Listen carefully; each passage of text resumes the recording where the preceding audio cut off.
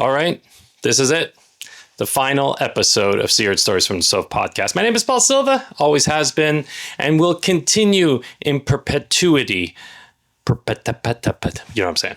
As this goes into the Seared archives, the vaults.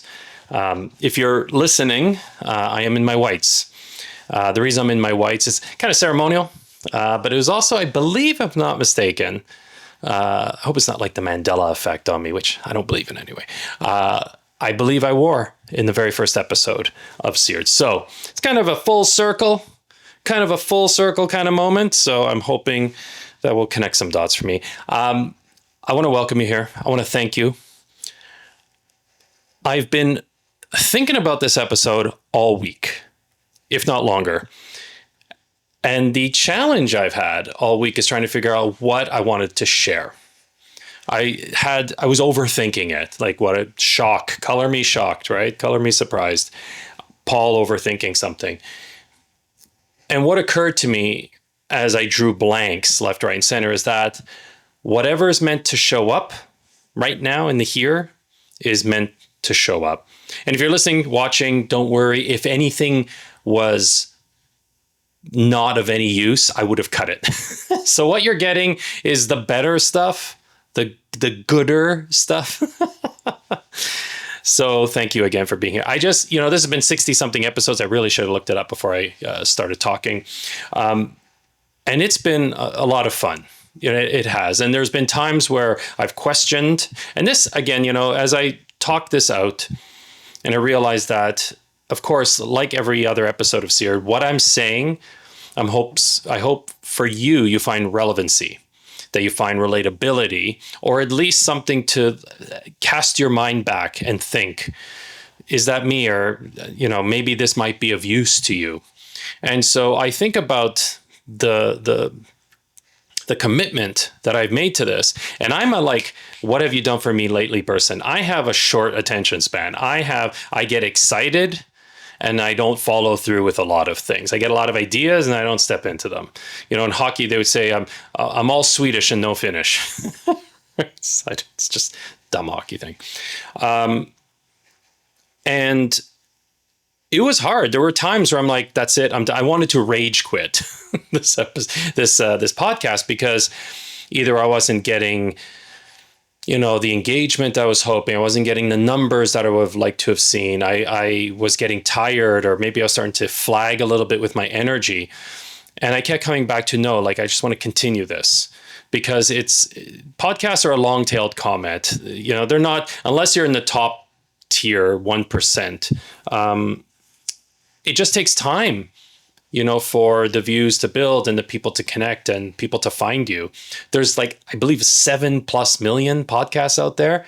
I don't know how many are active, but there's a lot of competing voices. And my job isn't necessarily to compete, but it was always just to share and to step into that voice. And that has been the real win for me. And this is the commitment part and the staying with it, and also just enjoying the creative part, enjoying the expression. And that's what this is about. And this is something that definitely I will be speaking a lot more about as I move ahead on my socials. And, I have a You Are Gumbo YouTube channel, and I'm going to rebrand that, because that was a fun kind of thing I started with, just a silly, fun kind of vibe. And now I feel like I'm really focusing in on what I want to share. And that's really about creative expression. And, even my website talks about the creative alchemist. So this has been a wonderful series of lessons for me. And not only sharing, the chefy part, and, I get to wear these whites, I got to wear them, and it was fun. And it's fun, even it's weird me wearing these now. They feel a bit big. I've lost a bit of weight, so I feel like I'm swimming in these, but it's been wonderful to express and connect with that part of me, because that was a big part of my life, 25 years. And in those 25 years, I struggled almost similar timeline to my drinking. And so a lot of it was connected. My last gig, I spent there 7 years. I'd never spent more than 2 years in one place. because again, the commitment, I got bored and I left. I wasn't getting the dopamine hit, but also, my drinking was really severing any connections to other people, to other businesses, to, growth. And I always think, like, what could I have been if I was sober? How far could I have gone as a chef? And I think that's the wrong question as I think about it now. The question is what did I get from, like, what did I learn throughout this? What was the meaning behind all of this? Because to drink, in those chefing years, it was easy because it was available. But I think that fast tracked me into learning the hard lessons and getting into a place now where I can wear these whites and I'm clear of mind and my heart is more open. And as I reflect on this, this podcast and just the people that I have, run into over the years and the lessons that I've garnered and the interactions with you, been some wonderful interactions on the website, on the podcast, on the YouTube channel, and people just sliding into my DMs and just thanking me for, a certain episode that really kind of triggered something for them or made them examine something a little bit more deeply in their own lives. And that's really what it's about. It's this connection to people. And I might be speaking in front of a camera or talking into this microphone. There's no one around me, but energetically, I feel that there is a connection. Because as soon as I release it to the world, it's no longer mine. It's out there for public consumption. Whether it's 5 people that watch it. I mean, I have some videos that have 3 views, whatever. But the fact is I did it. Like when sometimes I look on my my Apple or Spotify, and I get to scroll down. You know what it means by scrolling down? It means you've done a lot of shit. I did a lot of episodes because I have to scroll. I have to get to the next page. That's commitment. That's putting forth yourself. When I think back to my very first podcast, Buzzkill, those first, I'm going to have to go and listen to them. They originally I had put them on SoundCloud. I know SoundCloud, why? There wasn't really much else back then. And I thought SoundCloud, that's where all the cool rappers put their stuff, right? There's always jokes about SoundCloud rappers. Anyway, I put it there, but I didn't, once I was done with it, and it had done well, really well, for me at least. But I didn't want to pay SoundCloud for me, not like, I guess it's like hosting. So I think what I might do is actually go to SoundCloud, pay for the month and download all of them if they're still there, because I don't have the files, and maybe post them somewhere else. But it'd be interesting to hear, because I know when I first started recording, I was in, like, there's a couch behind me here, and I used to do like a little fort to keep the noise down, to keep the echo. Like I used to like make a little tent fort with the blanket behind me, trying to make it like a podcast studio. And my voice was so low and very different from how I am now. I'm a little bit more animated here. I'm a little bit more natural. I feel a little bit more comfortable. But I think I was probably so stiff. So it'd be funny to interesting. But that's the thing. That's okay. We get to this place sometimes where we think that we have to master something immediately. And that was me. I used to give up quickly. And it's just so important. What I have learned, I'm 54. What I've learned is that sticking to something, even though you may suck at it, is important. If you want to do it, that is. So let's say right now I'm doing photography and video. This video, it's okay. It's okay. It's not the best. I may look back on this a year or two from now and go, oof, Paul, what were you doing? I'm doing right now the best that I can, or close to. And it's just part of the process. And it is stepping into, so if there's something that you enjoy, something that you just like to do, we don't have to monetize it all. We don't have to somehow be the best at. It's just like, are you enjoying it? Does it come from the heart? Is it something that fills your bucket? Does it energize you? Does it tap into that creative expression? Then that's the thing. Then do it.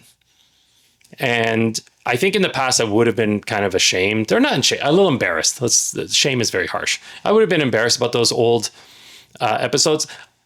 I'm curious to listen, because also I see the growth.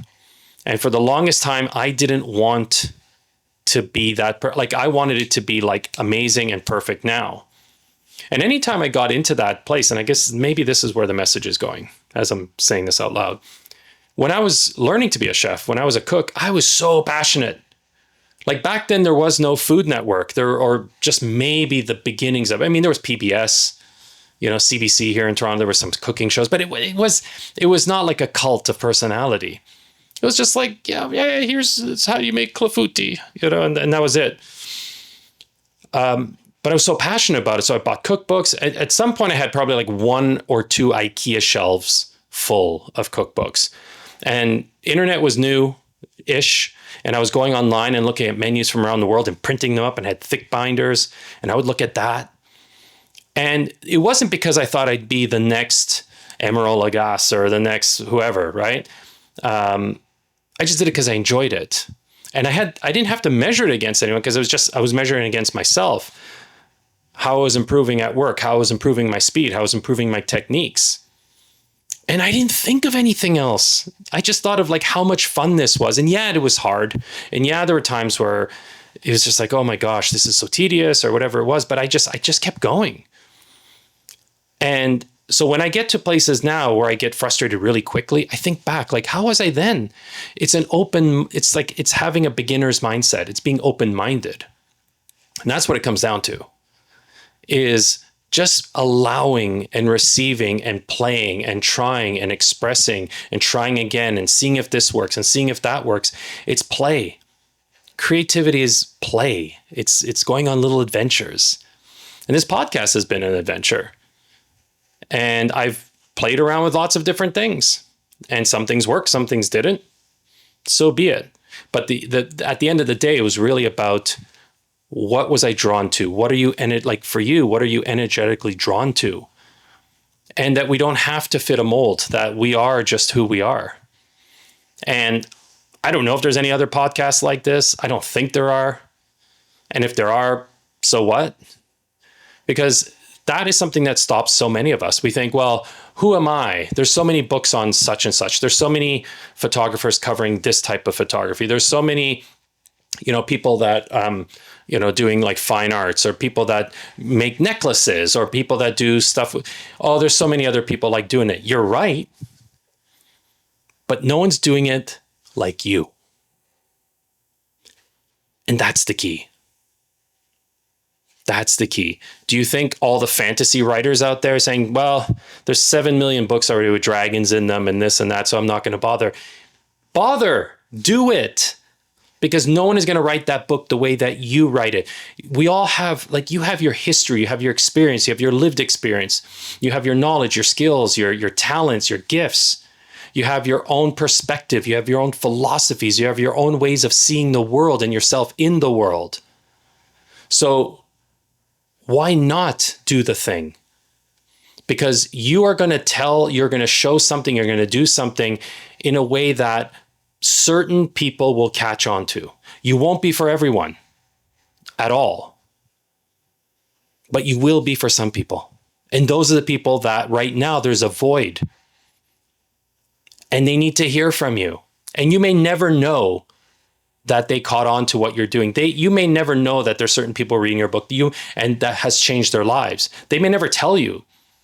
And it's not our job to be told that. It's just to create and to put out into the universe and allow the universe to respond and to adapt and dance with it in a way. And I have to remind myself of that too, because I too get frustrated. I too look at numbers. I too go, oh, what's the point? What's the point? I've said that so many times to myself when it comes to even like this podcast. Now, I'm leaving this podcast not because of that.